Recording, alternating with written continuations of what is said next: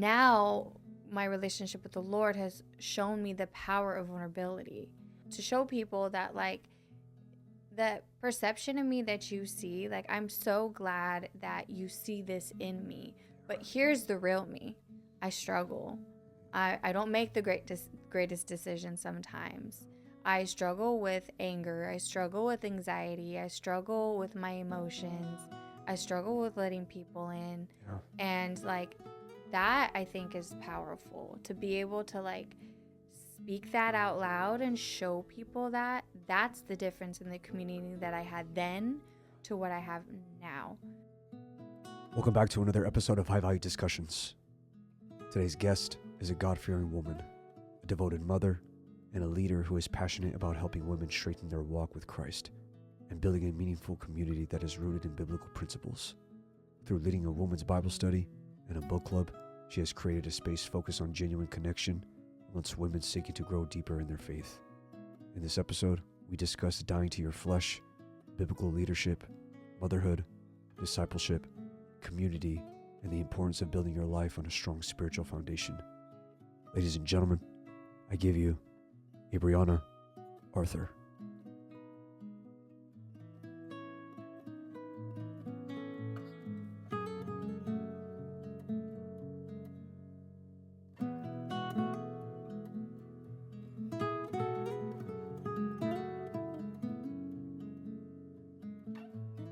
I really appreciate you seeing that light and allowing me to speak, because I mean, I'm very quiet. Like, I guess I just let my light shine and I'm very quiet. So I really appreciate it, and it's such an honor to be here. It's such an honor to have a conversation with you. And yeah, I'm just grateful that the Lord has given me this voice. Yes, absolutely. And taught me how to use it. Before we get into everything, I always think it's very important to start from the very beginning. So what was your upbringing in your childhood like, just so myself and my audience can get to know you a little bit better? Yeah. I come from a great family. I come from parents that were teenage parents. So they had me at like 16 years old. So I grew up with my parents. Dope. I grew up with my parents, but I am the oldest. I'm the oldest of 4 children. On my dad's side, we have a 21-year gap between my little sister and I.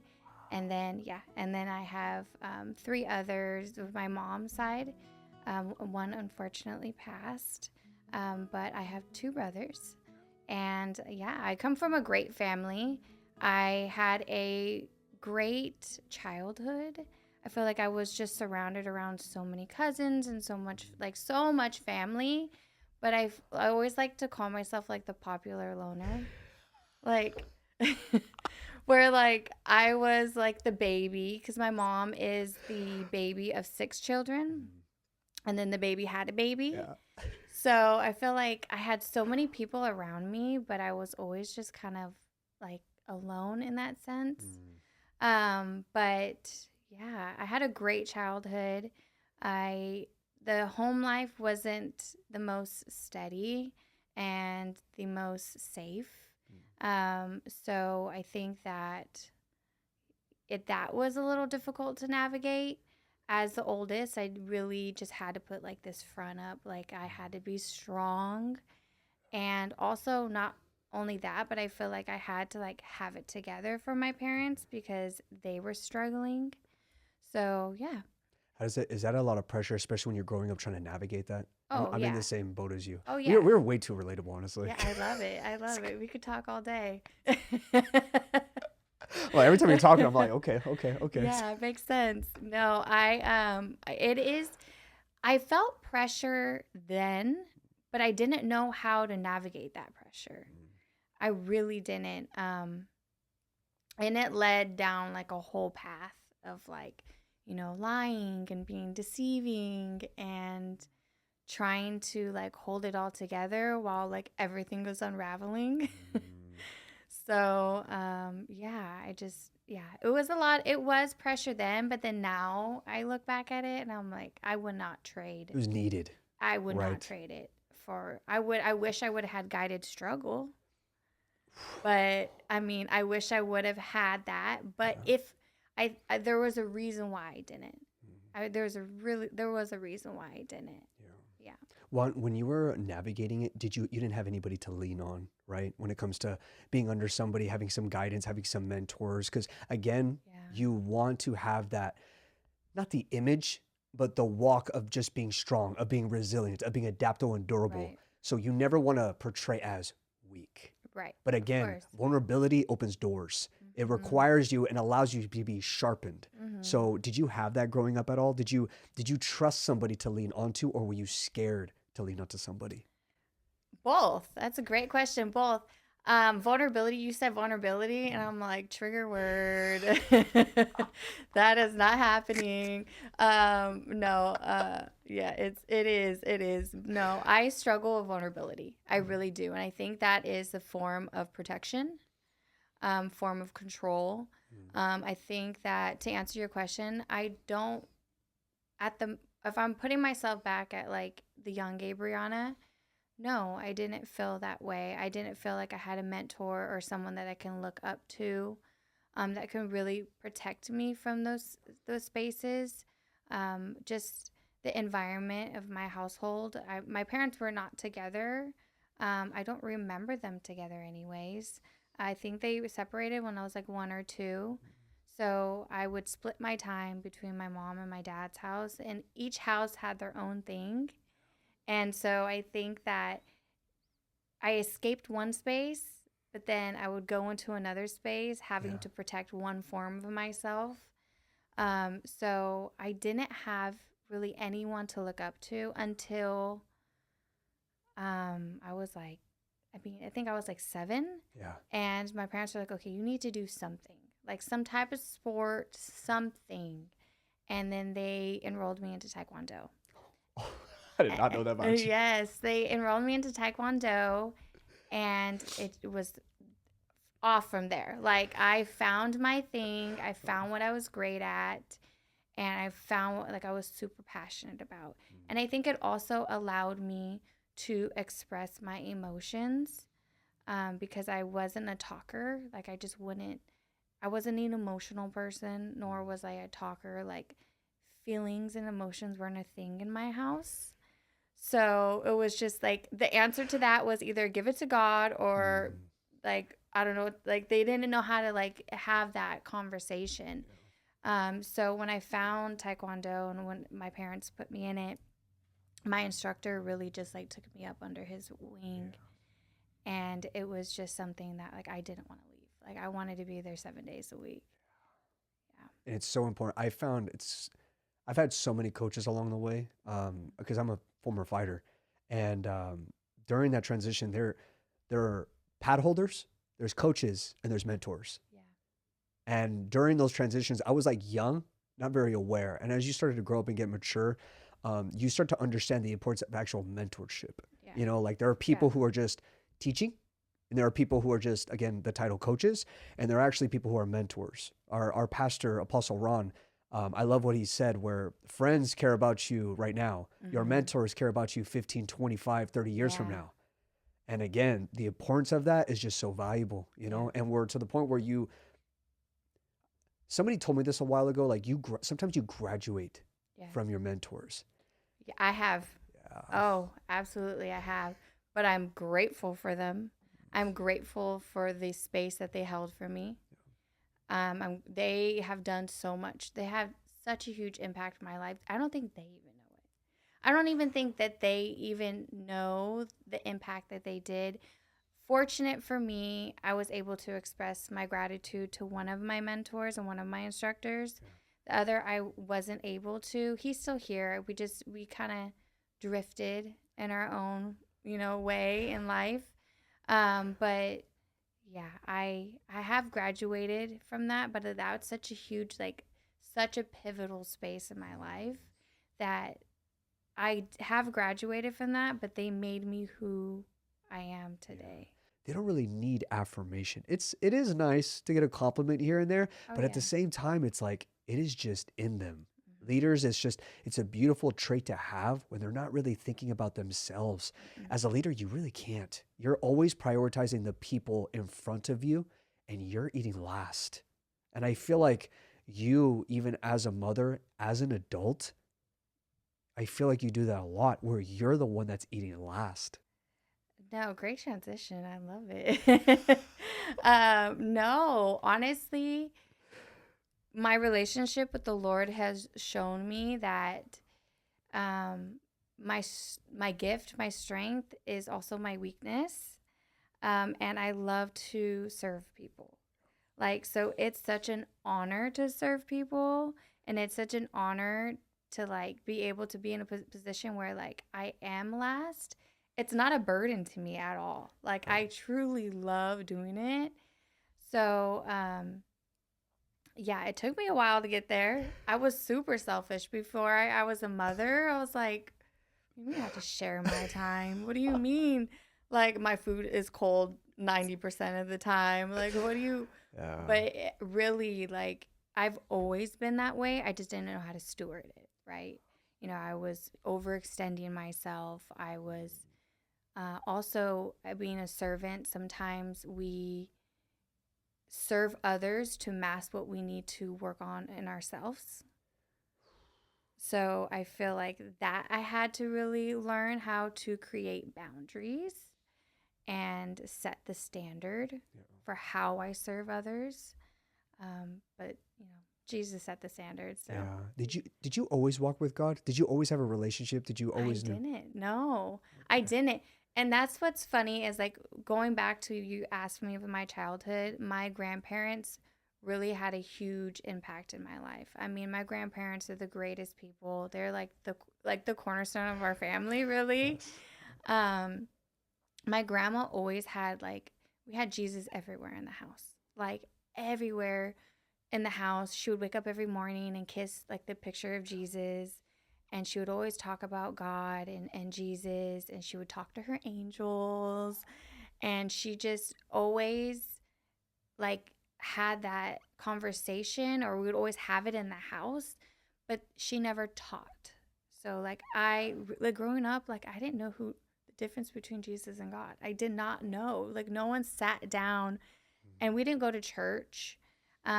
We were like the Easter Christmas Catholics where we would just go on those days. That was it. So like I had an idea. I had an idea, and I was mostly told like you have to believe. Like you believe, right? I'm like, sure. I believe. Like believe or Sure. else. Yes. Like what? Okay. Yes. Like it was just that was just the standard in the house. Like that's who we believed in. But I never was challenged nor taught nor mentored in that relationship. But I do think that also I think that the environment that I grew up in didn't show the fruit or didn't exemplify who Jesus was. Right? I was told to do one thing and then other thing was happening in the house. So I think that was difficult. So I was like, who is he? Like, who is he? Like, I want to know. And people tell me to believe in him, and he's good, and he's great, and he's loving, and he's kind. But I'm like, I'm seeing other things. And I think growing up, that can be very confusing. I never rejected him. I will say that. I never rejected him. I just didn't know how to reach for him. And there's always that time and a moment where we finally realize from ourselves, from our own experience, that we know that God is real. Mm-hmm. Do you remember that moment? Oh, of course. Yeah, of course. Of course. There's so many moments where like I never had a Bible growing up. I never had a Bible. I did my confirmation. I did my first communion. So I grew up Catholic. I was baptized Catholic. But it was just the thing where it was just a thing to do. Like I feel so terrible saying this, but I didn't even like pay attention. Like in my confirmation, like I was just there. Like I got dropped off. This was my babysitter for an hour or two. Like, oh my goodness, this is terrible. I think this is the first time saying that out loud, really. But yeah, then I felt him, and there's moments where I was really like at a dark space, and I would reach for him and just didn't feel him. And I was just like, I didn't have a Bible. I had this same devotional like for years. I'm not kidding you. Like I had it for like 8 years. And I would reread it. It was like the daily one where you do every single day. I think it's called Jesus Calling or something like that.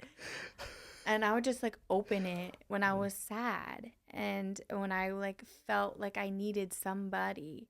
So I always felt his pull, but I just didn't know how to navigate it. Like I said, I was very like a popular loner. So like I feel like I was always surrounded around people. Like community was everywhere. Like we didn't have the opportunity to go anywhere without the cousins. Like if cousin was going somewhere, I was going somewhere. Like I had friends. I moved a lot of different schools. I moved around a lot. So like I know pretty much someone from a different district in San Jose. So I feel like everyone knew me, but I only allowed them to see the parts of me that I wanted them to see.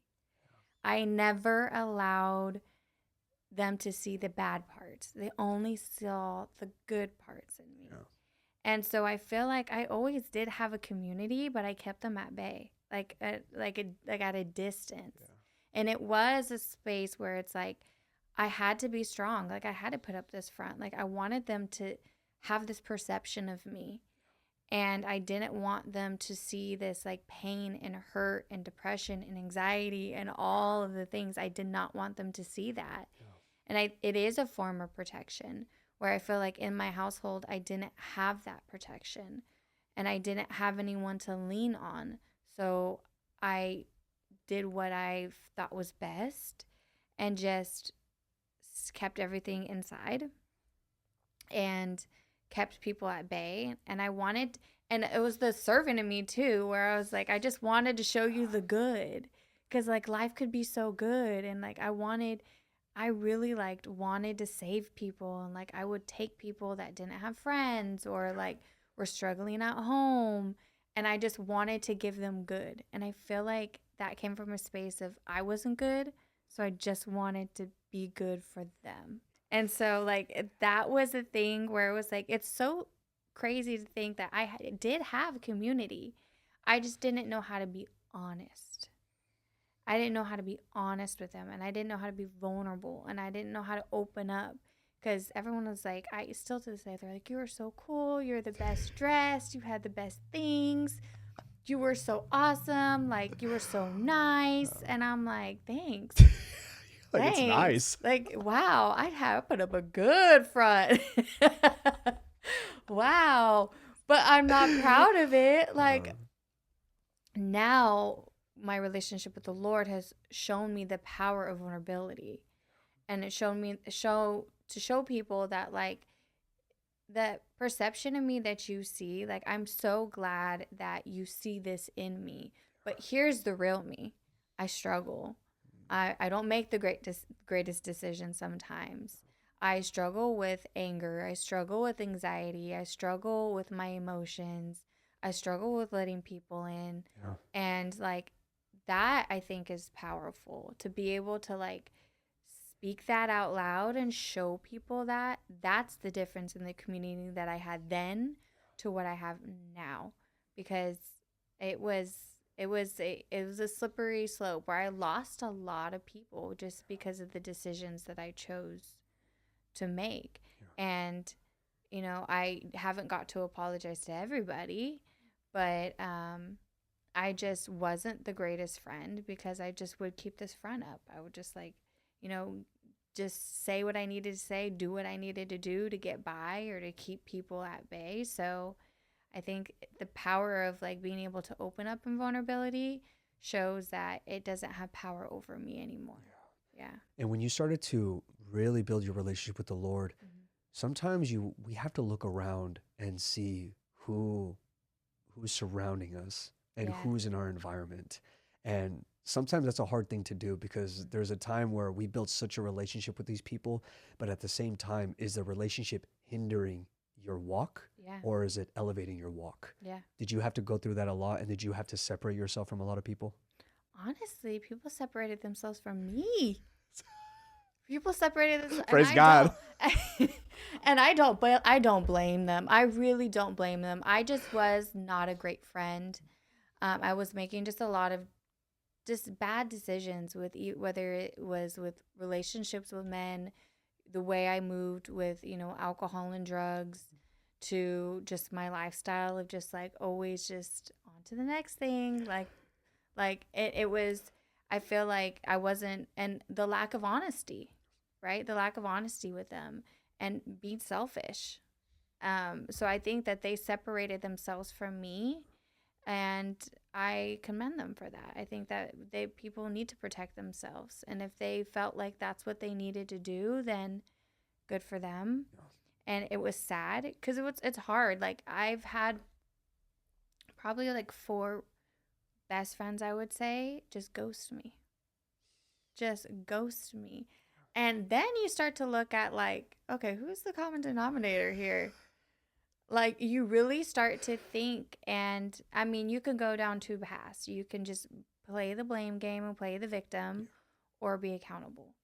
And I chose the accountability route, and I was like, well, like it hurt and it was painful, but they did me a service as well.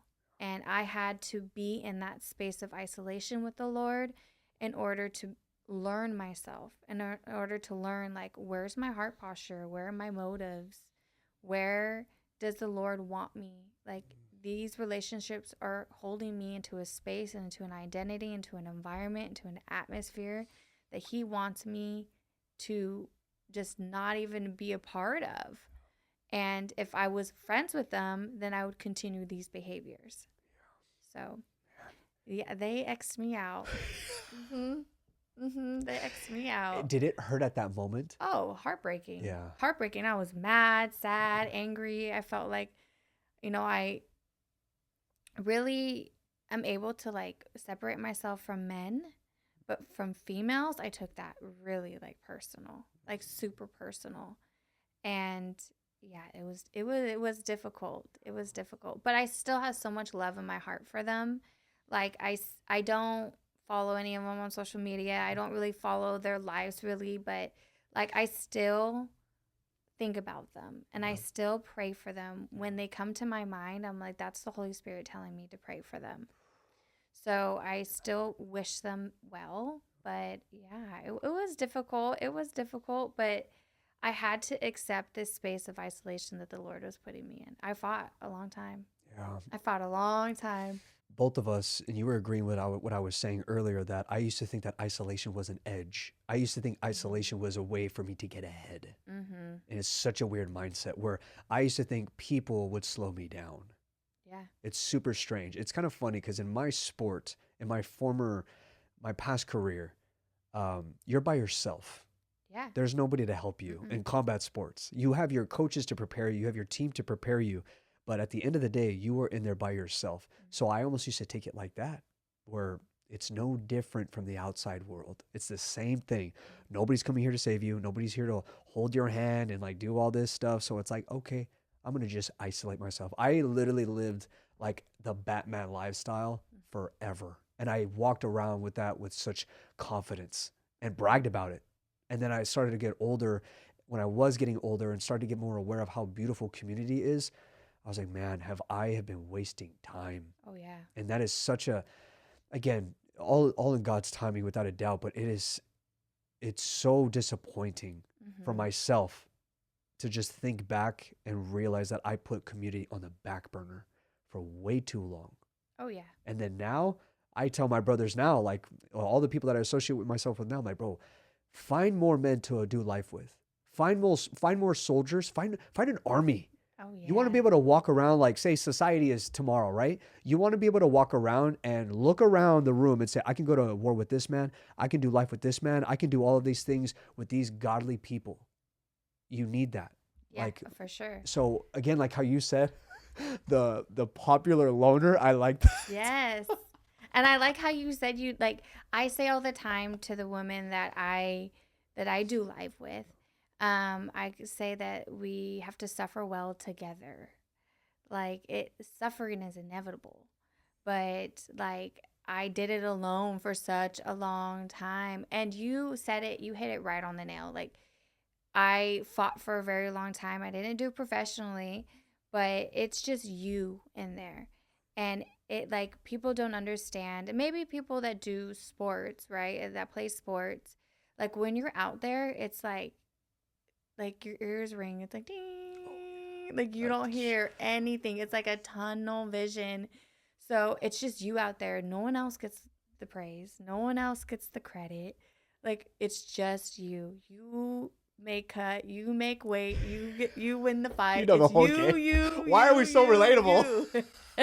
It's just you, and I think that creates a really selfish mentality. It does, and I'm like, I don't want to share this with anybody else. Like, it is like, but then it's like Jesus like rejects people that are not like humble and that don't show humility, and he rejects the proud. And he's like, I'm not like, you have to be humble before me and understand that I've put you in this position. I've given you the authority. And so I just think that, yeah, the isolation period was, I feel like I needed it for me to understand what he was trying to do in me, because I've always felt like I had a voice. I just didn't know how to steward it well.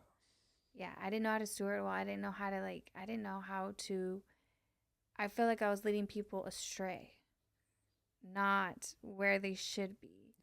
And yeah, it was difficult. The isolation is difficult, especially as a mother. I just felt like, I was like, oh my goodness, like, just me and this baby. That's it. And that's when, I mean, I did get saved when my son was about 2. I was like, my serious yes. So I was just like, oh my goodness, Lord, like, all right, you win. Right. You're like, I'm done doing things my way. I'm done. It's not working. It's not working. No matter what I do. I feel like I sometimes have a big head, like full of myself all the time. I am. I have a lot of confidence. I really, really do. But yeah, it's I mean, I like don't blame you. Come borderline on. cocky. Like, what are we doing here? Girl, humble yourself. I mean, I do. I think that the Holy Spirit was always in me, but I recognized him in that space. And I'm like, oh, this is you. Like, it's like not my intuition. It's not my gut. It's the Holy Spirit. This is that little voice in my head telling me, Abrianna, you shouldn't be doing this. Abrianna, you should do this. That's the Holy Spirit. Yeah. Like, learning how to discern that and learning how to, like, to navigate that was difficult. But in that space where I had to hit rock bottom, that I needed that, and it was difficult. And just to share with you, like, I hit my rock bottom when people would think that it's not rock bottom. I was about to graduate college. It was the night before I was about to graduate college. Mind you, I could have been a doctor, okay? I went to school for 10 years. Barely got my bachelor's degree, by the way. Okay, barely. Praise God, but I, when I found out I was pregnant, I was like, okay, like, I made a plan. I was like, you know what? I don't want to be in school. I want to finish, and I don't want to be in school while my son starts school.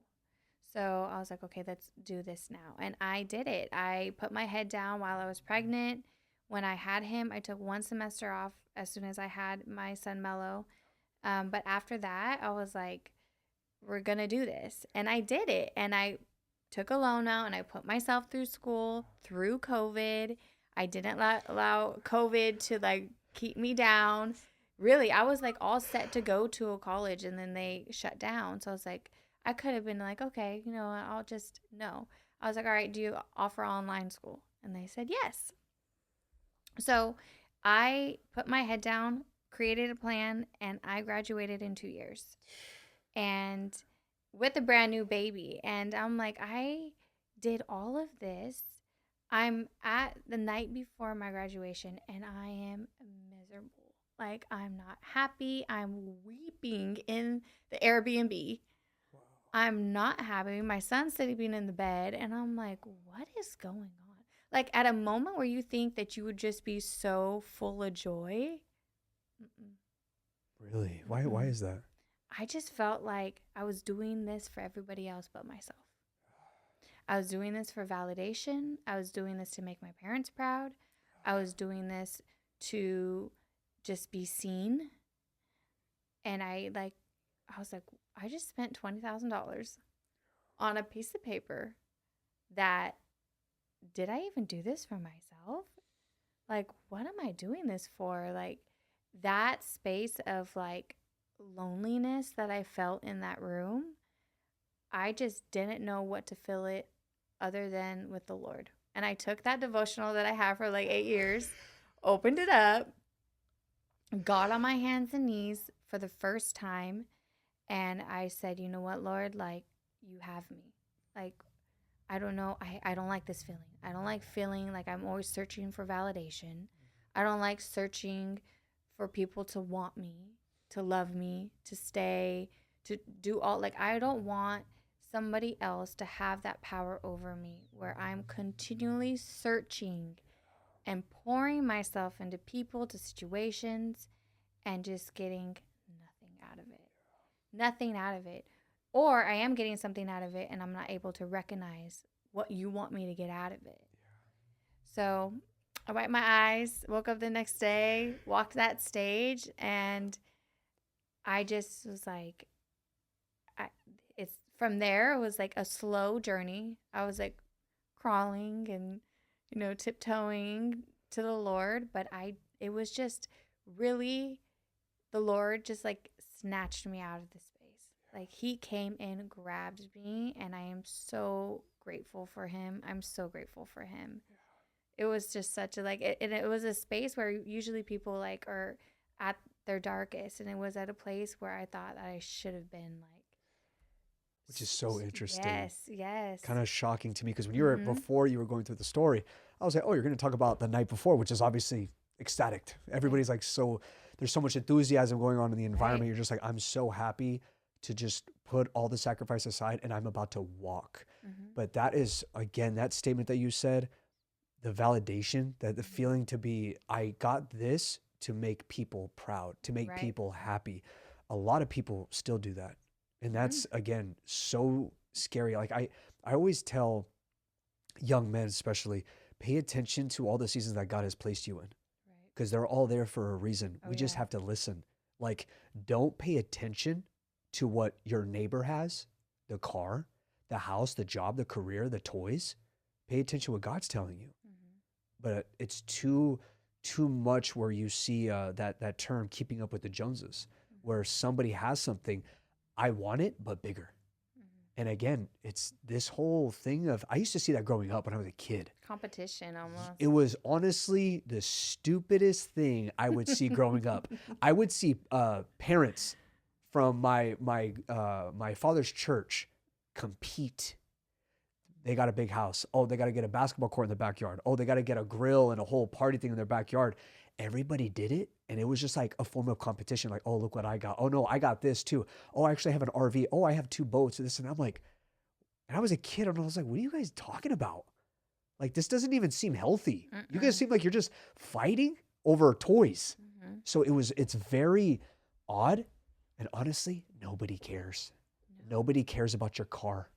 I don't care about your car. No. I don't care about where you go shopping. I care about you. Yeah. I care about how you treat people. I care about your walk.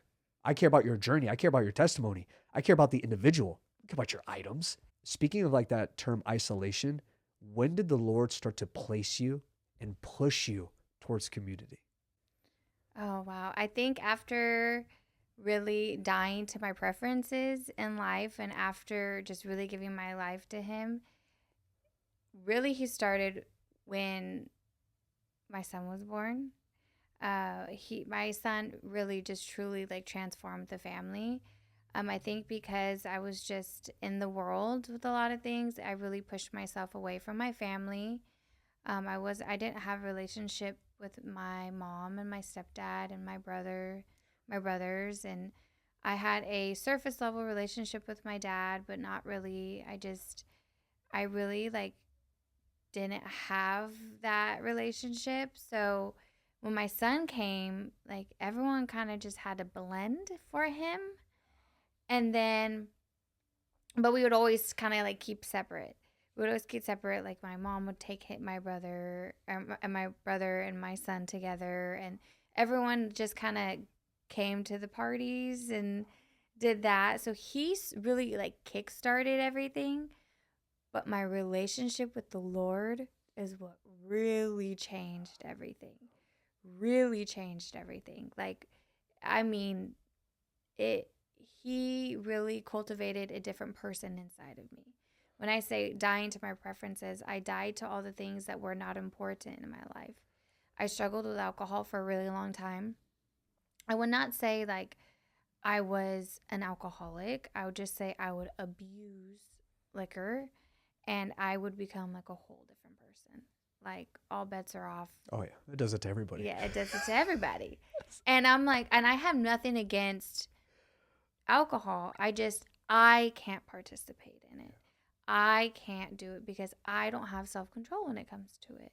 So I just really had to die to those things. And the Lord snatched it from me. He did. And I think that through that process, he brought this like unity in my family. And he pushed me towards community. And how he did that was I had to admit that I had problems. I had to admit to my mom that I was sorry for a lot of things that I did to her and that I was proud and I was rude. And I had to admit to my parents that I struggled with things. And I had to admit to my friends that I can't be friends with you anymore. I can't go to the club with you anymore. Like you're talking crazy. I can't. They're like, what? I'm like, yes, I know. But like, I can't. And I had to admit that. And once I was able to admit that and recognize those things, that's when community came. And I had to lean on community. I had nothing else. I mean, I had only me and the Lord inside the house and my Bible. Yeah. And but I really needed people, accountability partners. That's the community that I was building. Well, that's what the Lord was giving me, really. It wasn't just me. I felt like selfishly, I was like, okay, I'm going to tell so-and-so this. But it was really him placing those people in my life that I needed to help cultivate this healthy life and this love that I so wanted from the Lord. I just didn't know how to cultivate that. And even in those relationships, in that community, they didn't.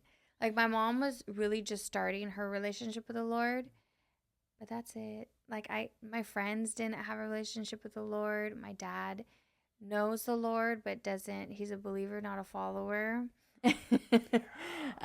So my mom really was like on her journey too. So I just feel like having vulnerability and honesty is what pushed me towards community. And the Lord just said, okay, let me take care of this. Like, let me take care of the inner you. Yes. Let me take care of the inner you, but you accept help. Like, learn how to accept help. Learn how to accept We all need it. Yes. You know, come on. Oh, we all need it. Like, learn how to accept help and tell people, and don't put up this front. Yeah. Like, learn how to tell people that you have an issue or you have a problem. And when I did that, it just transformed my relationship. Also, it allowed people to see the real me. And it was also an opportunity for them to know where to help me, where to support me. And it is addicting. I feel like the Lord really had me in a space of isolation for 3 years. I had to let go of relationships. I had to let go of friendships. And I really had to relearn myself, like who he seen me as. Oof. Like all the parts that I hated about myself, he loved. He's like, I could use that. I could use that. I could use that. I could use this. Like, and those are the spaces that I really had to know him. And because I didn't, like, you know, I went to Barnes & Noble on my own and bought my own first Bible. I read the Bible. I researched things. I didn't have a mentor in that. I didn't. YouTube and the Bible and Google taught me all I needed to know up to a certain space. And then I was searching and searching and searching for a church, and then I came across Redemption. Um, and how I met Redemption is a funny story, but I something pulled me to Redemption.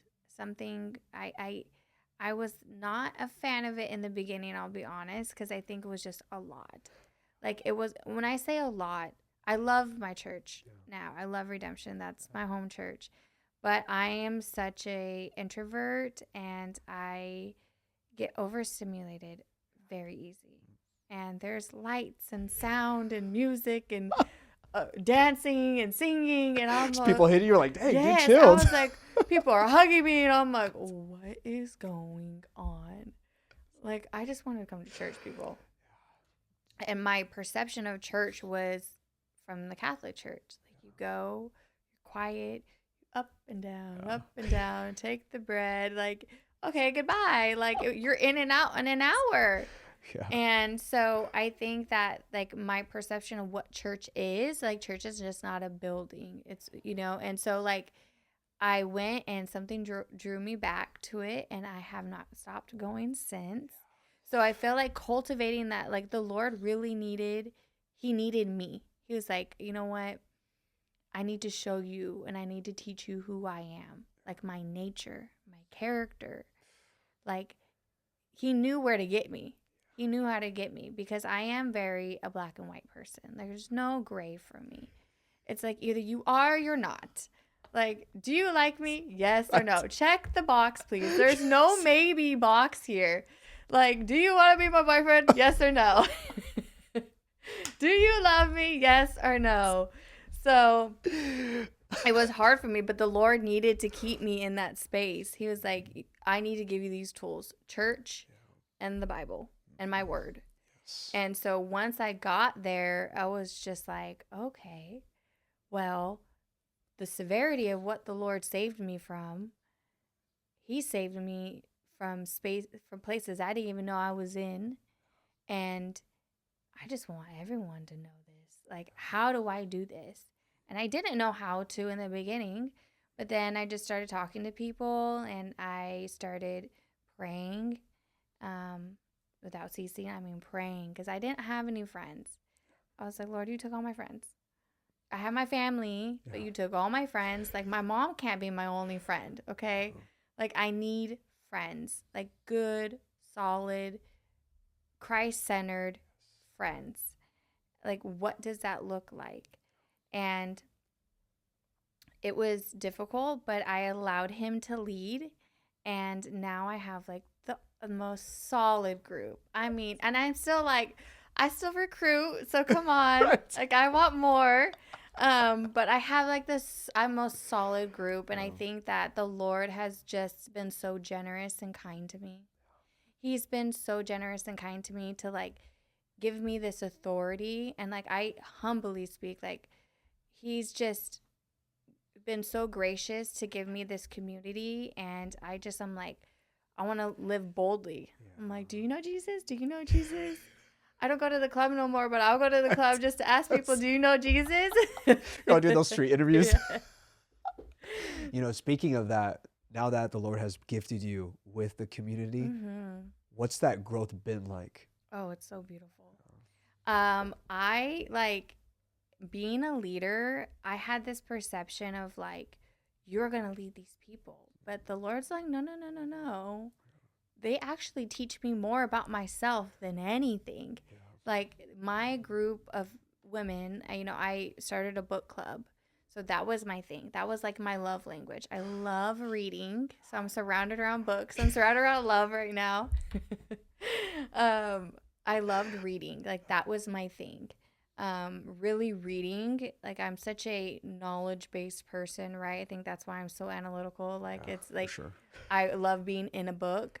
So reading was like my love language. And I read a lot of faith-based books to help me as tools to understand the one and only book right here beside me. Yes. And I was like, what can I do to create more friends? What can I do to find like-minded women what can I do to find new believers? I call them baby Christians. What can I do? I'm still, or like infant, right? Or preemie.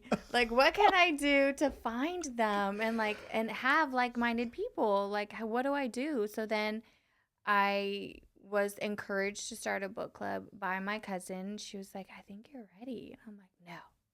I'm like, you have to help me. So she did help me in the beginning. And the first book club that we had, like she led a lot of it. And then the second, she was like, okay, let's do another one. And then she just fell off, like never showed again. And I was like, you are so rude. But she was doing something. Come on. That's She exactly what I was going to say. discipling me. And I was like, this is what discipleship looks like? High and dry? Jeez. But she knew I was ready. And I am so grateful for her. And then from there, I just have just met so many solid people. And I'm just so grateful for the book club. And I'm so grateful for the relationships that I have came out of it. And just to be vulnerable and just to show women I don't have it all together. I really don't. I really don't. Just because I feel like there's a misconception about Christians and believers where we just are it's rainbows and butterflies in our lives. And it's actually harder than it looks. I feel like it's easier to be in the world than it is to believe in Jesus and to set the standard and to walk it out and to be a representative and to be an image bearer and to be all of it. Let me go down the list here. I have it written on my hand. But it is so, and I've created such great friendships. They are my battle buddies. And again, speaking on that light, how does that feel knowing that you're making the Heavenly Father so pleased? I never looked at it that way. Oh, that's a compliment. That's my main goal is just to please him. And I know that I don't even have to do anything for him to love me. I'm just covered in the blood of Jesus Christ. Yes, and he loves me and he loves everything that I am and he forgives me for everything that I'm not. But I think that, oh gosh, I never looked at it that way. I think you just kind of gave me an aha moment.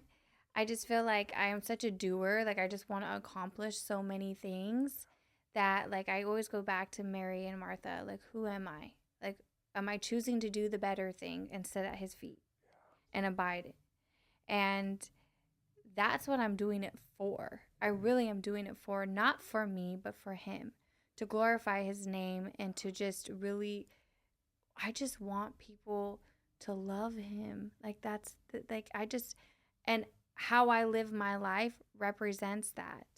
And how I talk to people and how I show up for people and all of that, it feels so amazing. I don't feel like I've taken that in yet. I feel like I'm still kind of rough on myself. I'm like, you haven't done enough. You haven't met enough people. You haven't talked to enough people. Have you went on a missionary yet? All those things. But I think that I have so much heart and zeal for the Lord and for my relationship with him that I just want to impact so many people. I had a pastor on here from Vine Church in San Jose. Phenomenal young man. He was under my grandfather for many, many years. And now he's a leader at his own church. And he said something here that was so impactful. He says, I am not here as the pastor to create change. That's not my job. My job is to just be an example. And again, I love people like you who live by that example, because you know why? Non-believers get curious. Where does that joy come from? Why are you so happy? Where does this glow come from? What are you doing that I'm not doing? And you're just like, well, follow me. I'll take you to church and you'll see. I'll show you. Thank you for asking, actually. I reeled you in. You got the bait. No. So isn't that the clear objective is to be the example? We will not be perfect at it. By no means. We are not Jesus. But the aim is to live like him. The aim is to be like him as best as we possibly can and to be examples. Because again, we are trying to grow the kingdom. So how does that feel, just being that light? Even because I've known of you and I've met you a few times, but the fact that we haven't had a long form conversation and I still see it. You know what I'm saying? Such a Just compliment. imagine Yeah. when somebody doesn't even know you. You're walking around the supermarket. You're going to Costco or something like that. You're driving and you're at work or something like that. And they look at you and be like, what's going on? What's up? What's her deal? Well, I think our pastor talks about it. It's the anointing, Yeah. and it's the favor that the Lord has over your life. You know, we have new mercies every day, and he's so gracious. And to answer your question, it feels amazing. It feels amazing to and sometimes I have a hard time accepting that, like, little old me, like, you picked me, Lord, you picked me. But yeah, he picked me up out of the dirt, pruned me, and watered me, and just, I mean, he is weeded out all the bad apples, all the rotten ones, even picked out the rotten pieces out of my own. And just like it's such a great feeling, and I'm not done yet. I'm not. I'm yeah. like, what's my next move? You know, I love being a voice and just a steward in my book club, and I want to continue. I am continuing to read faith-centered books and teach women about the Lord and help them and disciple them and do Bible studies, but I'm like, what's my next move? I am plotting my next move. I am. And it is in the sports industry. So I just really want to, yeah. I really want Teaser. Yeah. Stay tuned. Just a little plug in there. It's a short mini ad. Yeah. But yeah, I'm just getting started. And I just think that it's all in the Lord's timing. Like, there's just people that he's placed in my life that have helped me nourish this space where it's like, I just want to impact the youth. Like, I just want to impact the youth, and sports is such a huge portion of my life. I mean, I'm like the ultimate sports mom. Like, people tell me, like, girl, you are breeding a D1 athlete. And I'm like, I know. Right. I know. No. But like, sports is such a huge, like, space. I think it's such a, like, it was, I think I shared that with you here today. Like, the Taekwondo just helped me in so many ways. And I think that it's so impactful to look at, like, the Lord just doesn't speak to us through the Bible, through church. The character that he develops in us through these sports and through the community in these sports and through the discipline. Come on. Like, those, like, that, like, the sports, like, just, it has a different impact if you are discipled in the right area. And I'm like, how can I do this? How can I bridge sports, the competitiveness in me, and also speak life into these children? Because a lot of children, sports is all they have. That's all they have. And I want to be a mom to everyone too. So I'm like, I want to be all their mom. You need food, you need shoes, you need a place to sleep. Come on down. It's like a whole daycare too. It is. It is. I'm like, okay, I gotta reel myself in. But I think it is just like the character development. That's what it is. And the character really, Jesus set the standard. And I just like, I'm like, I really just want to touch as many lives as I can. Yeah. And in our sports, there's combat involved. Mm-hmm. There's a continuous suffering. Mm-hmm. It's not like all like we're hitting a tennis ball or throwing a basketball court in a hoop. It's combat. Yeah. You know, it's very Mental. a lot of mental stuff. So I always said, like, the Lord did not place me into combat to teach me how to fight. No. He taught me how to be disciplined. He taught me how to be consistent. He taught me how to be relentless. Mm-hmm. So many traits that I needed that I lacked when I was younger. Yes. You know? So again, it was fighting for me, and what he gave me was just a simple instrument. It wasn't the total package. It was just a tool for me to be able to utilize in my outside life. Am I being impactful with this gift that he's given me? Yeah. Yeah. Am I being impactful? I just feel like he's given me all these tools, right? And like you said, like, the things that I needed, he was doing in me. He was doing a great work in me. I just didn't know how to recognize that and really, like, steward that. And then now seeing it, I was just like, wow, like what he's developed. Like I didn't want to wake up at 4:30 in the morning and run before school, and I didn't want to cut weight, and I didn't want to do all those things. And it was, he just showed me, like, one, like if you set your mind to it and you believe in me, like I will show up for you. But also just the character that he developed in me, like I was just like, wow, like I could do this. Like I could really do this if I really it keep my mental straight. And I think Yeah. that is the thing with the Lord, is we have to understand that he just doesn't impact, our physical, but our well-being and our mental health. Like he is in all areas and all places at all times. Yeah. And I think that is the biggest thing, is not to allow my emotions to control me, but use my emotions to be able to be indicators. And that was the thing. And I feel like, I vulnerability and emotions kind of are cousins a little bit, right? Yeah. And I just feel like I tried to like steer away from that for such a long time, But then I was like, okay, if I don't allow my emotions to control me and I control them, like imagine how impactful I can be, and imagine the things and the doors that I can unlock with this. So, Yes. Yeah. We spoke a lot about being in control, mhm. and I know in the future, without a doubt, you're gonna run into some females who feel like they need to be in control in every single area of their life. From your experience alone, what would you tell them? Letting go is the most powerful thing. Letting go and allowing the Lord to lead you is the most powerful thing that you can do for yourself, because it's not what's happening to you, it's what's happening for you. And the Lord can show you his power, but you have to be passenger princess. I was so serious and I turned left, but you have to be passenger princess and allow him to take the wheel. You really do. That was a good one. I like making people I was like, laugh. mic drop. No, I love that. I love, again, my pastor, my spiritual mentor, Pastor Randy, phenomenal man. I love how he said this. He says, church attendance is not spiritual growth. But I love what you're doing, because he talks about this all the time. What you do outside these four walls matters most. I'm reading this book right now, and there was a sentence that I read last night. God has always used small groups of men and women to change the world, and that has not changed.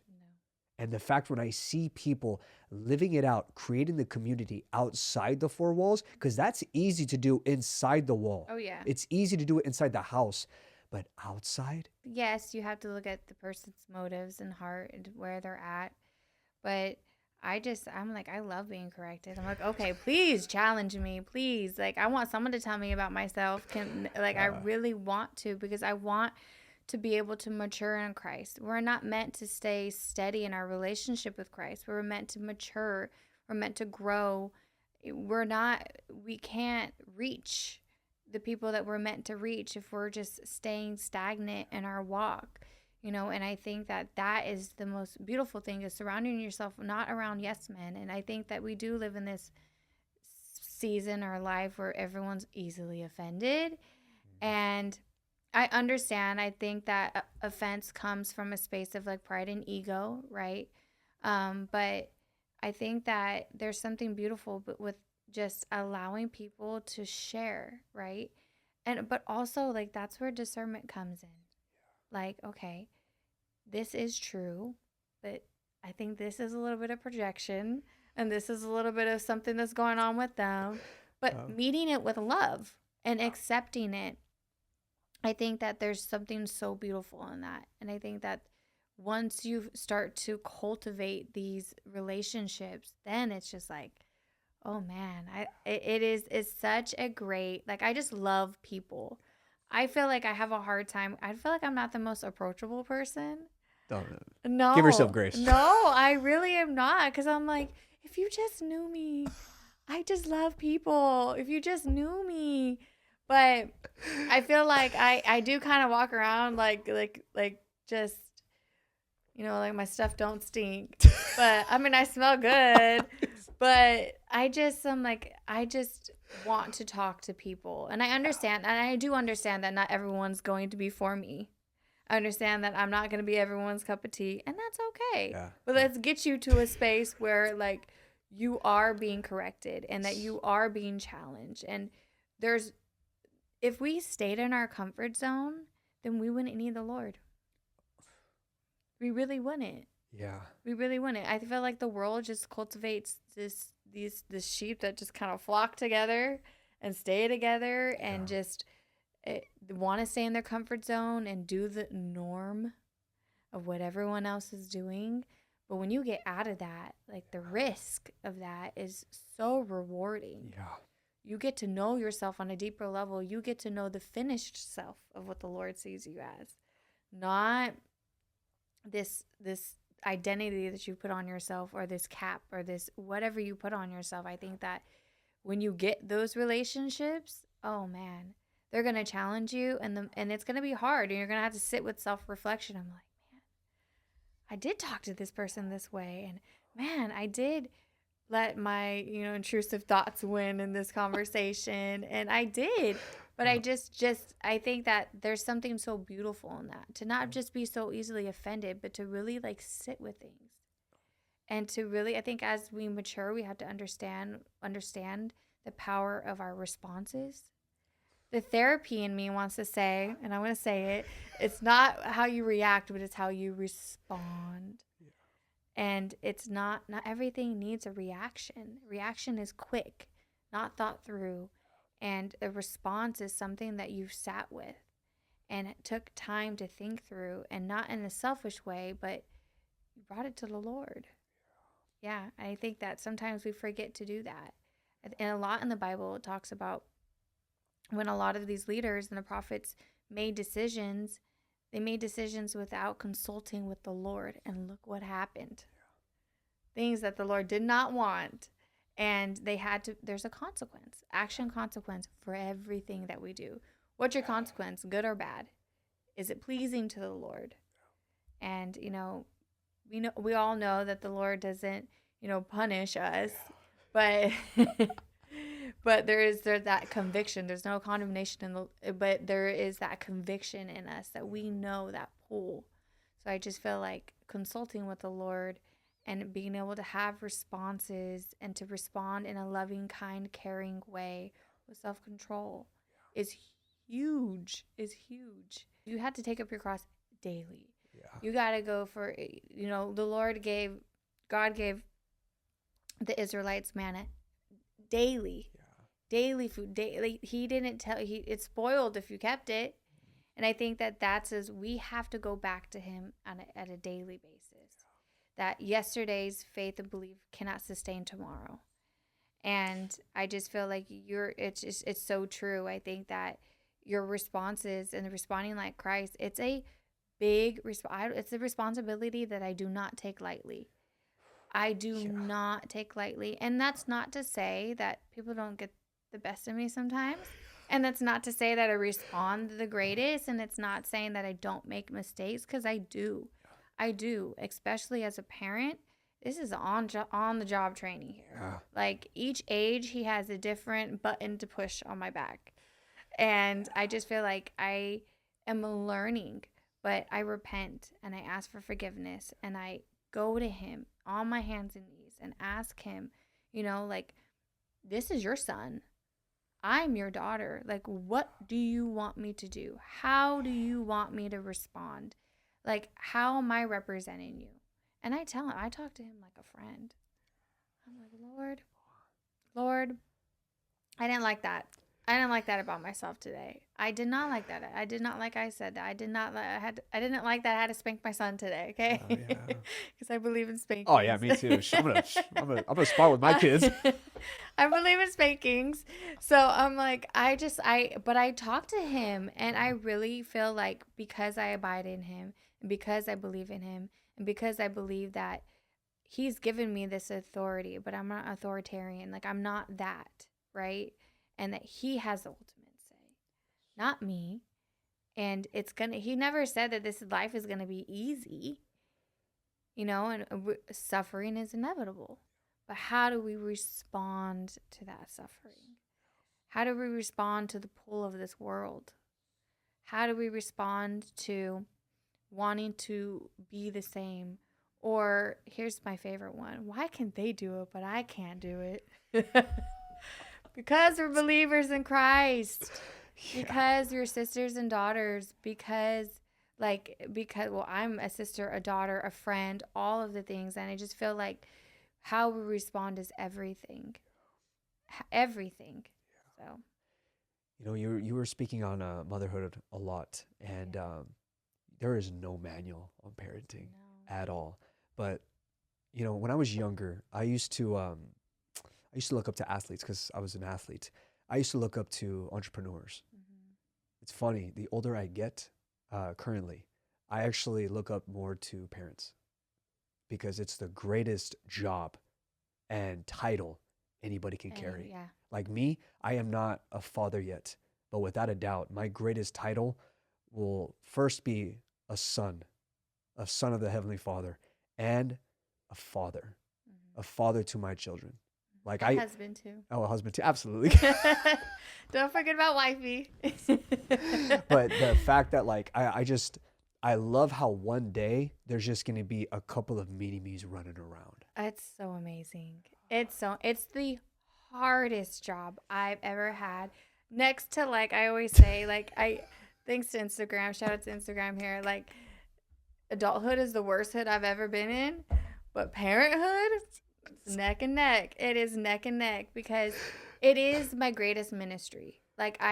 Once I really learned what the Lord is doing in me and who, I'm a daughter, so he's a parent, he's a father to me. And I looked at that, I'm like, I have this little boy looking up to me, and this is my greatest ministry. This is where it starts. This is where I set the baseline. He's going to go back and well, mom did this, and mom said this, and mom showed up for these people, and mom cooks for these people. I love cooking for people. And mom gives money to these people even though she doesn't have it. And mom that is the greatest thing. And I'm like, it is truly, you said it, it is the biggest title that I take. I don't take it lightly. I thank the Lord every day for giving me the opportunity to be Carmela's mother. And I love him down. He's the greatest, coolest kid ever.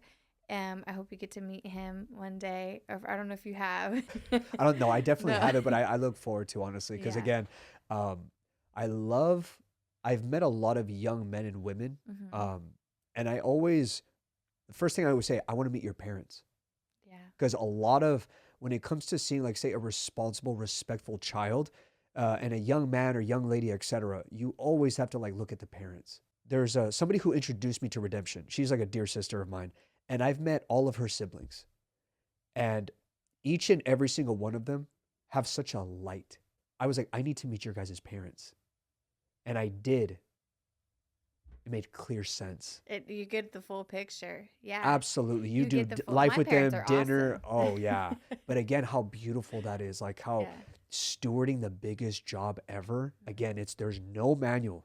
And I have an idea of say principles that I would want to instill in my children. I'm going to make so many mistakes along the way without a doubt. Without a doubt. And that's going to be, again, as the man of the house, man, you gotta walk with that standard every day. Again, picking up your cross. And I knew this growing up. I don't want to tell my kids anything. I just want to show them. Yeah. I don't want to say this and say that. I'm like, guys, follow me as I follow Christ. Why do I go to the gym? Why do I do these things? Why do I do this? Why I'm over here? Follow me. Yeah. Follow me and watch me make my mistakes. Follow me and watch me do good for the kingdom. Yeah. Just follow me. What you say, and your words have to align with the action. Yeah. You talked about my parents. My parents are a testimony, really, to my walk. Also, they've encouraged me, but they weren't always like the greatest parents, right? But I think that now they set this standard, and when they set this boundary and standard where they gave their life to Christ, I didn't like them very much. I really did. I'm like, what do you mean? Like, I can't come home drunk? They're like, well, if you want to come home drunk, then you don't live here anymore. Yeah. Like, so, like, I didn't like them very much. I didn't like them and I didn't understand. But now I think the most beautiful thing that my parents have set is, and what I try to emulate in my how I am as a mother, is that they've shown humility. They've shown that they're not perfect. They show that they've made mistakes, but it's how they respond and recover from those things. That was the most, like, I respect them on such a high level, to know that, like, they've overcame and didn't let that break them. And they had to do a lot of damage repair with all of us, all my siblings and family and friends, but it was worth it. It was worth it to see what our family is now. If somebody asks me, what's the greatest thing about you? I'll say my family.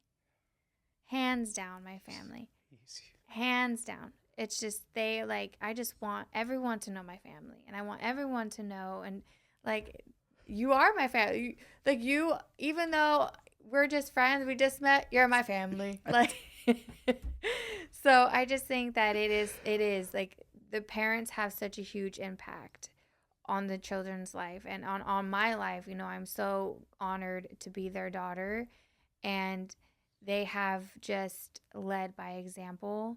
My parents are renewing their wedding vows here coming in May. They'll be married 20 years. And it was, I'll let them speak to it, but they have not had the easiest ride. But I think that just learning, like, sometimes our pastor says it all the time, and I don't want to, I don't know if I'm going to quote him exactly, but he says that we either learn from failure or from wisdom, right? And I don't want to make that same mistakes, like, I think that I'm very particular with who I talk to and who I date, because I see the marriage that my parents have. My grandparents are married 63 years. So, I think 60, 63, 63, 65, something around there. And, I want not necessarily what they have, but I want something lasting, rooted in the Lord, because I see what the Lord did for my family. I seen what they did for my parents' marriage. And I'm like, they're a testimony. And so they set, Jesus set the bar high, but any man that's going to come in my life, man. I haven't been in a relationship since my early 20s, and I'm 31 now. Wow. Long time. Yeah. Very long time. But again, that term isolation, I used to think, this is so stupid to say and admit this.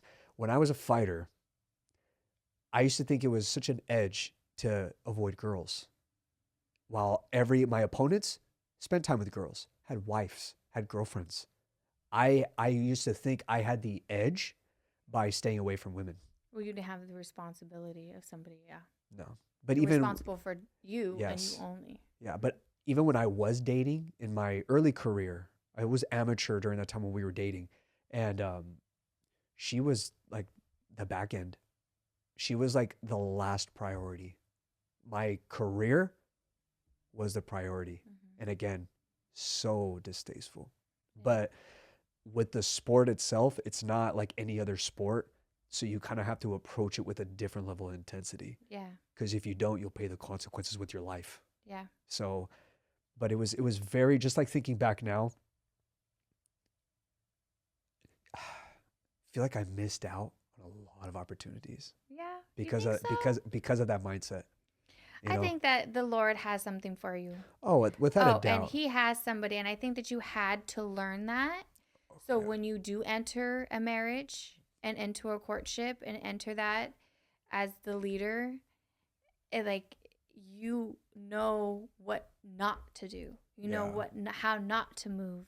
And I think I think you're just going to be the most phenomenal husband and phenomenal Dad, I'm like so excited to see that for you. Let And me that, speak life you into know, you. and that's the thing. Like I have so much love to give. I just want to give it away. Yeah. God loves a joyful giver, and I Yeah. just want to give it away.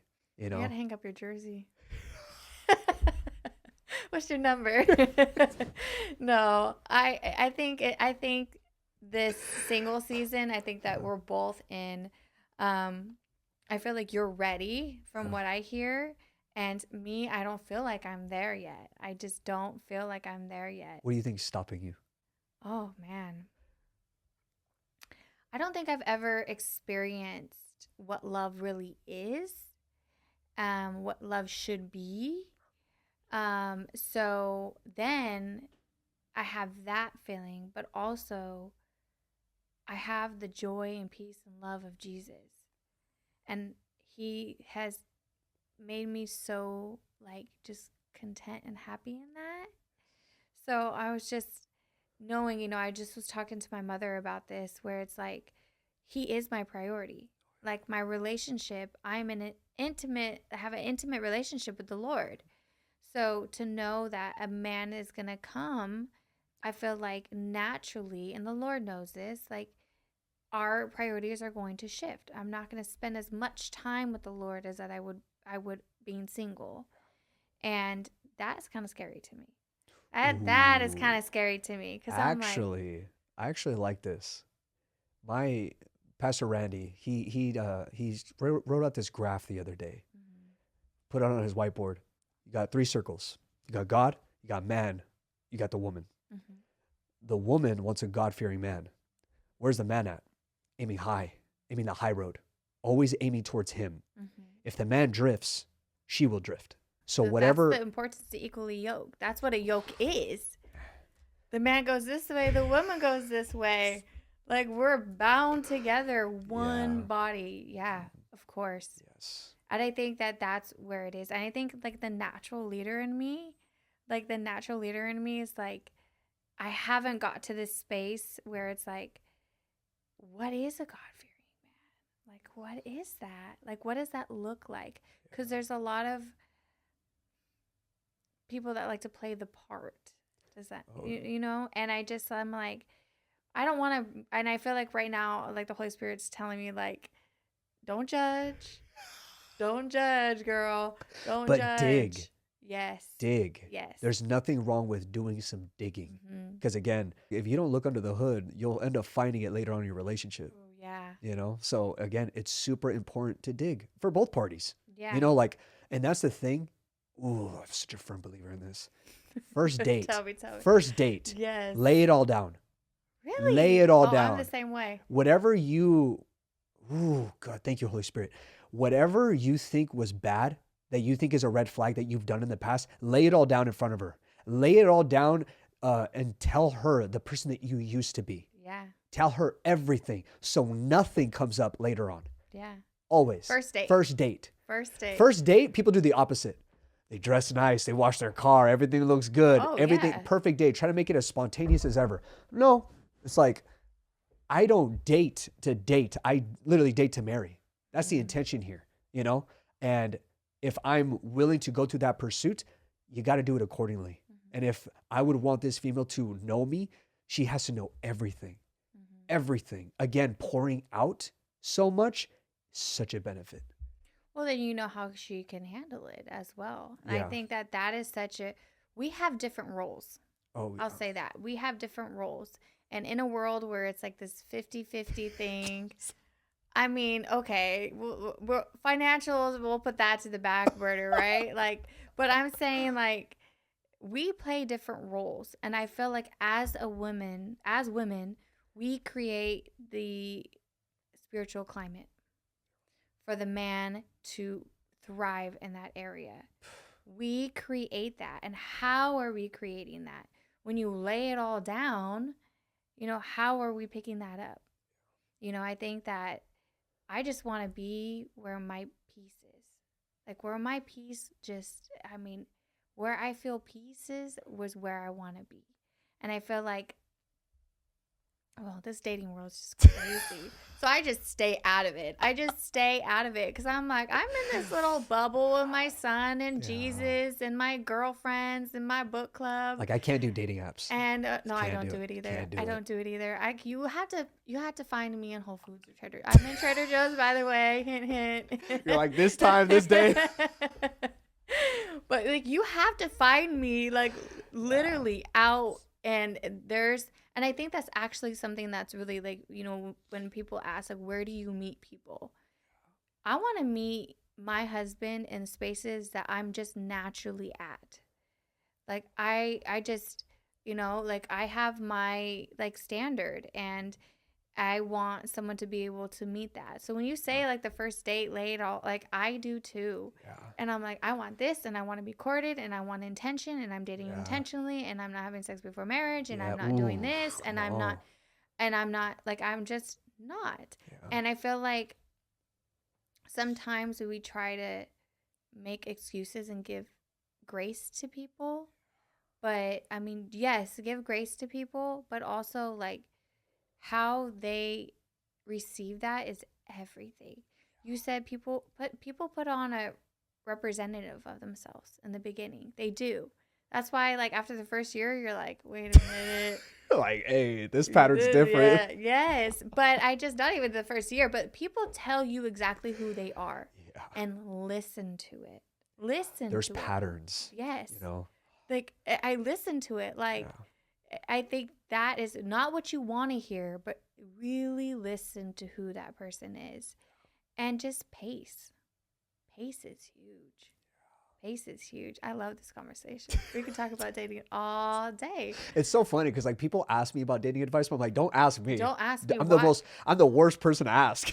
Me too. Because I think we come from different positions where I feel like you lead with so much compassion and love. Yeah. And I'm kind of withdrawn from that. Like I do love people. Yeah. But I like affection is not my like strong suit. Really? Yes. Oh, and for me, like I would love that for a female. Like honestly, I don't ask for much. I'm a simple guy. I really am. But just to be like, say, loved on if I'm fixing something or like doing something, like even reading, like say if I'm like sitting down and like reading and I just get a kiss on the cheek, you know, something make your day. You're like, oh heck no. Heck no. No, like, no, not saying that I wouldn't. Not saying that I wouldn't. And I think that a lot of people actually talk about, like, Abrianna, you haven't done that because you haven't met the person that makes you want to do that. Yeah. And I'm like, okay, indicator. Ooh, again, being the man that is worth submitting to. Mm-hmm. You know, a lot of people don't have that standard. Yeah. You can't have that for a few weeks, a few months. Like my mom, God bless my mom. She had this principle, and it's so funny. She says, keep it sexy always. I like that. She's like, if you get lazy, somebody else will pursue your significant other. When you stop showing up, somebody else will. And that is so true. And I feel like I see that way too much. Mm-hmm. I'm like, do not get lazy with your significant other. If you care, do not get lazy. And it's so easy to. We talk about this a lot in discipleship, especially for men. It matters who you're under. Mm-hmm. If you do not have accountability, you're pretty much saying out loud, I'm okay with where I'm at. Mm-hmm. That is not a good place to be a man. If you want to lead a household, lead a family, lead your wife, man, you need continuous correction. Yeah. And I'm very, very big on that. And if it's like one of the first questions I ask a man, who are you under? And when I don't hear that, I'm gonna start taking that during dates. No, seriously, who are you under? Because they are going to be a great representation of their mentor. Like when I say out loud, my mentor is Pastor Randy. That whole church knows who Pastor Randy is. So they know that Pastor Randy does not play when it comes to the kingdom. But again, there's continuous teachings, corrections. But if you don't have that, brother, what's up? Are you just wanting to attend church? Or are you trying to actually have that spiritual growth that the Lord has been calling you to? And being a student. I think that's important. Being a student. I think when you like walk around like you know it all, like you can't, how are you going to lead and how are you going to be able to adapt, especially leading a family, especially leading a woman that sometimes allows her emotions to kind of like drift a little bit, right? Like I just think it is so important. Yeah. I love that. Like who are you under? Who are you? It's a great question to ask. Great. I feel like, I'll speak for myself, but I feel like us women have hard time like asking the right questions, and just I think that's the biggest thing, like asking the right questions, but also like, for me being a leader, I think I sometimes struggle with always wanting to lead.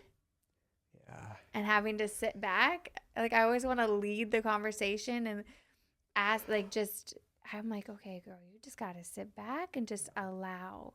And not saying allow people to walk all over you and just, but also just to sit back and allow people to show you. And that's the thing. A lot of people talk. They could talk a lot, but it's what are you doing about those things? And a man, I love what you said, waiting to have sex before marriage. That will test truly a man's discipline. When you have that significant other, you guys are dating, and both of you have to build a foundation with Christ at the center. And there's going to be some seasons. There's going to be some waiting. Are you willing to be disciplined in that waiting? Yeah. But you have to lead that, because if you don't, she will take that as part of a mental note, as a pattern. My significant other fell. Yeah. How is it going to be in the future when things are tough? Patterns. Don't put yourself in that situation. Right. I feel like showing your significant other that level of discipline, of waiting to become one, biggest thing ever. I don't know. There's so many things when it comes to, say, like dating, and it is tough. It is. Social media does not help either. No, we're never meant for this overconsumption. No. And it tells you that you have options. And it shows you that you can always have the next best thing. But it's just like, who is that person to their core? You talked about that. Like, who are you? Like, how do you treat people? How do you show up for people? How do you, like, what do you do for others? Not for yourself, but how do you show up for others? And I think we just put so much weight on the outside and what people have, their finances, their looks, like those things will fade. And I'm not saying that attraction isn't important. It is. Yeah. It is important, but like really knowing the person, like who can you suffer with? Like who can you, especially as women, I'll speak for the women's perspective. Can you close your eyes and allow the man to just walk you into a room and know that you're okay? And not feel this like urge to want to open your eyes and telling him what to do and how to do it and where to do it and where to turn. Like just close your eyes. You're and just speaking like, my language. Jeez. close your eyes and take my hand. Like I think it's so important for women to do that. I think it's so important. And I think that that's just like there is people out there, and I just think that when we always think like saying the grass is greener on the other side, it's also greener where you water it too. And I think that we have to look at the fruit of who people, what they produce, right? And their motives and their heart posture. Like, where do they store their treasures is where their heart is. How do they treat the people around them? How do they show up? What do they value? What are their morals? Like, all of those things are so, so important. Not everyone's going to be perfect. Not everyone's going to have, like, I feel like women, I don't know if men have it. Please tell me. But women have these, like, just make each other's brains. Like, they have these checklists of, like, he has to have this. He has to be 6'3". He has to have it all together. All this stuff. I personally don't have a checklist. No, women do. And I've ripped it. Okay, I promise you. I've ripped it up because I'm like, these are not requirements. They're preferences. They're preferences, not requirements. And so, like, And it's not about this list. It's about what the Lord says. And it's about what he says. And like all the fruits of the Spirit is that man representing in that. And I think that men are supposed to be leaders, but I've also said that we're cultivators and that we create this environment for the men to thrive. And I think that that's the biggest thing. Like the men don't need to have it all together. I think that's a lot of pressure. They have to rise to the occasion. Yeah. You know, I'm raising a young man, a little boy. He's 6, but he's a young man. Like I'm raising him, and I want him to be solution based. I want him to be able to get to a problem and find a solution. I want him to be self sufficient. I want him to have a firm foundation in the Lord. I want him to have respect and morals and stand by those things. But also, I want him to pick a woman that adds to that. Like sometimes we're going to have to pick up the pieces. Like it doesn't mean, you know, that the man is supposed to lead. But sometimes we got to grab his hips a little and turn, you know, like sometimes. Get this angle right. It's better. Yes. And we had to cultivate that spiritual, like that environment for him. And I feel like men thrive in those areas. Apostle Ron said that. He says a lot of the times why people don't thrive is because they are in the wrong environment. Yeah. So again, the pressure is very high for a man, as it should. I take full accountability in that. Like I'm a firm believer that men should take full accountability of everything, you know, as just a man of the house, as a leader of the household. It's just on you. I don't want to slay dragons out in the world and then come home and slay more dragons. Yes. You know what I'm saying? I want peace. Yes. I just want peace. Like I want a beautiful, God-fearing woman. That's my checklist. Mm-hmm. It's kind of easy, you know? Yeah. Just give me peace. Yeah. I'm slaying dragons every day. Mm-hmm. Every day. I just want to come home. Peace. I think that when you do find someone that's centered in the Lord, that their weight and burdens in this world are put onto the Lord. And so they know how to put those and place those heaviness onto the Lord and to not create this environment for the household where it's just chaotic. Men want peace. Women do too. We want peace too. I feel like, you know, I guess I'll just speak for myself here, but like I have cultivated such a beautiful life for my son and I have such a beautiful relationship with the Lord, and I have such a beautiful relationship with my friends that like a man's gonna have to come and knock me off my feet. And it's not about just the money, it's not about just the status, it's not about any of those things. I think that his strength has to be my weakness and my weakness has to be his strength, and I want a partnership. I want that. So I say I'm not ready, but I think I'm just like, Lord. You know what's so funny? I feel like God really places us in that season as well. We are never ready. No. You know, like me, I think I'm ready to be a father. Like I think I'm ready to be a husband. I don't think we're ever ready for anything. Mm-hmm. I just love how the Lord places us in that environment, and then we create the movement.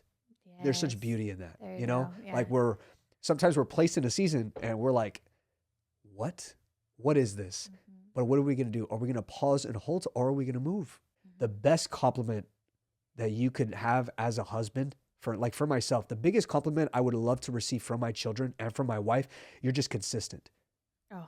In everything. Everything. When you show up for the kids' games, for their school, for their meetings, etc., and for my wife, you're just consistent. I think that's so attractive. So attractive. Someone that is consistent and reliable.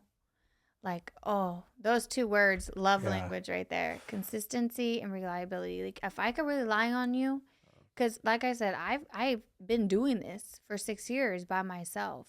So how are you going to come into my life and just take that? And me trust that you could take that. How do you do that? Consistency and being reliable. It's a high bar. It's a high bar to be able to make sure that your significant other feels that way. Mm-hmm. But what a blessing it is for that to be able to be lived out every single day. Mm-hmm. Knowing that when you're just around, you're safe. not even to that extent, but even when there's a group of friends. Yeah. So like say if I'm married and we're surrounded by all her girlfriends, it's not just my wife to feel safe, even her friends, to the point where, oh, Daniel is here, everything is going to be okay. Oh, Fred's here, everything's going to be okay. Oh, Kevin's here, everything's going to be okay. It's so important to just be that guy in the space to make sure everybody's okay, everybody's safe in every single area of life. It's a very high bar, but again, what a blessing it is to be used in that way. Oh, yeah. We have to lead in that way, and that's just such a blessing. That'll be my pride and joy of making sure that my wife turns it off. And even my children, making sure they have that characteristics too. You know, my son's developing that at them at the young age. Like, boys, you're going to be reading every day. You're going to be getting into that word every day, but I'm not going to tell you, you're going to follow me as I do it. Yeah. You're going to train with me, follow me as I do it. But, oh man, I just can't wait. I know. I'm so eager. excited eager. for you. Come You're on. speaking into existence. I'm so excited for you, and it's such a beautiful thing. And even though I've had, a son at wedlock, and I've done it a different way, and I just feel like there's still so much redemption in this. And like, I know that I am deserving. I know that I can be a great wife, and I know that you definitely will. And I know that I can do all those things. And I just think it's just a testament. Like it's never too late to start over. It's never too late to say, you know what, enough is enough. Let me walk with the Lord and let's see what he does. Because, oh man, he does wonders. He's a miracle worker. Let me start singing. The mic on. I'll be doing worship. Oh man, he is a miracle worker, and I just love how this kind of like conversation just kind of flowed into it, because I think it's important to have those conversations. Yeah. It's important to be accountable as women.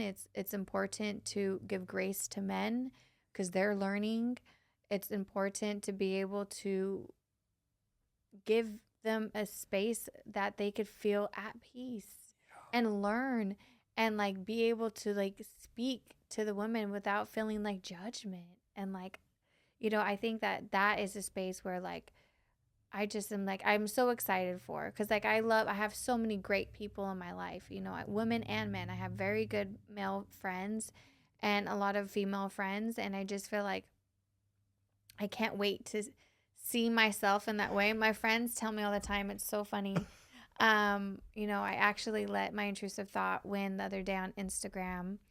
And I was like, I love being in the bed by myself. And one day I have to allow a man to be laying next to me.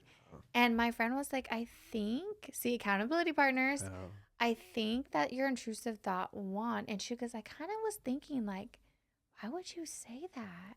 And she was like, even though it's probably true and you probably feel that way, which I did, I was like, wait a minute. Like, I could see how that could be off-putting, but also just like, also my friend said too, she was like, I can't wait for Jesus just to make you soft in that area.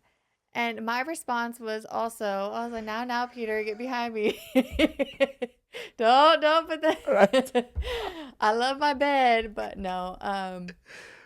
I could see those things, like how I say I want one thing, but then my actions are saying another thing. So how am I going to make that align? And I just think that the Lord will really just open that space for me. He will really open that space for me. And I'm like, what does a crush feel like? Like, see, what is a crush? What is a crush and what is lust? Why do I feel like a boomer? Yeah. Well, so you told me you want to talk a lot. I got you. No, I really I enjoy it, but I think it's also very important to have these conversations because I feel like we're right now in a generation where Christianity is a trend, but it's not a trend, it's a lifestyle. Yeah. And it's how you live it out, and it's how you interact and how you set the standard. What is that standard? The Holy Spirit's in you, and he lives inside of you, and he's active in you every single day. what is that dialogue? Like you're saying, it's a daily dialogue. Whether I'm bowing my head, whether I'm praying out loud, whether I'm worshiping, whether I'm having a lot of the times I'm praying. I was praying earlier in my head and you didn't even probably know it. Like, just all those things. I think that your heart posture, where you're at, where your motives are, like the Lord's not going to come back for what you did. He's not going to come back and like tell me everything that you did. No, he's coming back for your motives. He's coming back for your heart. Abrianna, my last question for you, okay? Yes. So out of all the topics that you and I were talking about, and I want you to specify this when it comes to, say, women in general, what is that message that God has been really pulling on your heart to be able to say to all the women that are listening to this right now? Vulnerability. The vulnerability piece that we spoke about. I think there's so much power in being vulnerable and being authentic to your story and to who you are. I think those things just, you just spoke to it, the light that you bring. Don't try to be what anybody else is, and just be authentically yourself. And I think that the right people will attract, the right people will come to you, the right people will flock to you. And I think that God uniquely made each individual uniquely for themselves, but also to impact other people and to lead with vulnerability. Lead with that. Don't try to put on a front like you have everything together, but people really relate and are able to relate, and their voice and who you are and the vulnerability piece will, I know it sometimes feels scary. It's very scary to be vulnerable because you got to let people in. But I also think that there's so much impact, and that when you're vulnerable, that you allow to yourself to glorify the Lord and really speak to who he is. So, Abrianna, if people want to get a hold of you, where could they go? It's Halo Abrianna. I'm like thinking, I don't even know. A lot of people don't know their usernames. Yeah, I don't know my username. It's Halo, like a Halo Abrianna. And yeah, I have my book club as well.